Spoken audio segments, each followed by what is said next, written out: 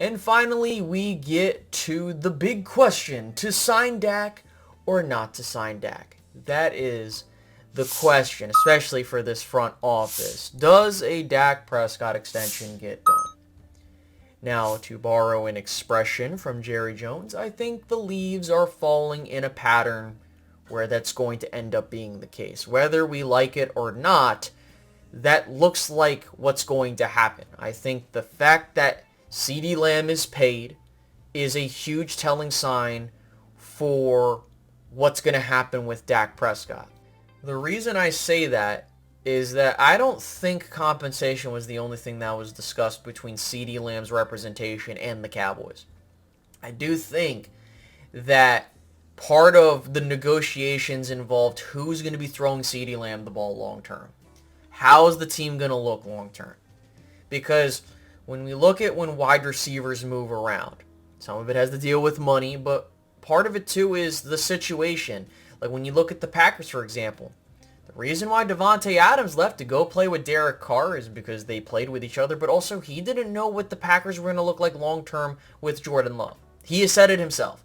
And I think that applied for CeeDee Lamb as well.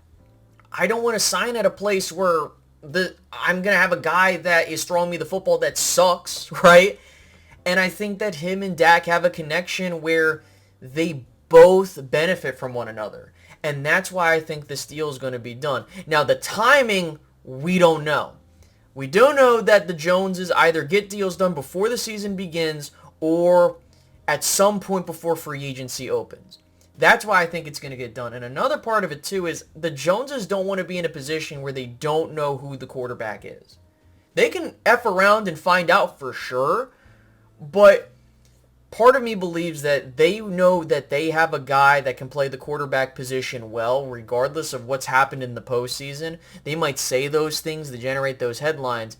And whether you like Dak Prescott or not, the fact is that even if they let him walk, it's going to cripple the Cowboys for the next 2 seasons. Like, let's say it's like, okay, they want Trey Lance to be the dude. They invested in him. They want him to be the starter, let's just say for 2 seasons, right? The problem is that when you look at starter level money for a caliber of player like a Trey Lance, knowing he's going to be the starting quarterback for one of the 32 franchises in the NFL, while he is not a top tier player, he's going to ask for $15 to $20 million. Oh, Space, that's insane. Why would he do that? Because that's what the market value indicates. When you look at other players and how they signed and knowing that they're going to be the starting quarterbacks at certain teams, they're getting $15 to $20 million a year. That's just how it is. Now, that doesn't mean that's how the cap hit's going to look, right? That is just the nature of the business. And so that's another part of why I think this Dak Prescott contract is going to be done, is that the Joneses understand that they don't really have another option. If they even go through a season, let's say they make it to the divisional round and lose, it's same old, same old. I don't think that has a factor on Dak Prescott staying or leaving. I think that at that point, if it gets to the point of, okay, it's going to the offseason, I think that the Cowboys will do everything in their power to sign him. At that point, I will firmly believe that is on Dak Prescott and his representation to get the deal done. You know what I mean? And I think that's why when CeeDee Lamb and his representation got the deal done, that was part of those discussions. And people will be like, oh, they can't pay. They can get all of the money to work because you're going to have players that are getting off the books and might retire, right? Like a Zach Martin. He can come off the books and then you're going to be paying Micah Parsons. Now, whether you want to pay these dudes or not, or how you feel about them, sure. You have your opinions. You can disagree with me. That's the beauty of this thing. We can have those discussions. And I'm not trying to say the shortcomings in the playoffs are fun, but again, it's organizationally they need to do their part. And that's where, kind of going back to what I said when we were talking about Jerry Jones and the general manager part of it, is that that's why I look at organizations where they're built from the top down. I'm not saying that players and coaches are let off the hook. I'm not implying that, but my thing is that as an organization, you need to be able to look at that and make a change or do what you have to do to make the organization successful. That's where I kind of look at it. And so if they want to offer Dak Prescott a 4, 5, 6, however many year deal for however much money, whatever, that's fine. That's their prerogative. Or if they don't want to sign him, all right, cool.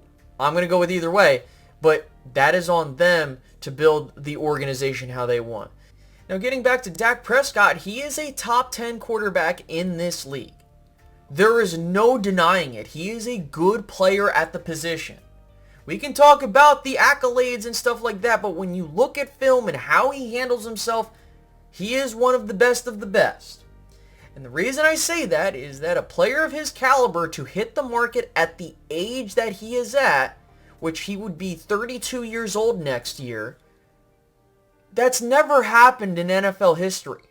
For a player that is an MVP candidate last year and playing at the level that he has played at, to hit the open market has not happened. You want to bring up Tom Brady. Tom Brady was in his 40s at the tail end of his career. We're talking about a dude where you probably can get 5 to 6 years of very damn good quarterback play out of him. And so you look at a team like the Raiders. They could be looking at Dak Prescott as a long-term option. And I think that if they got a talented roster around him, they can succeed.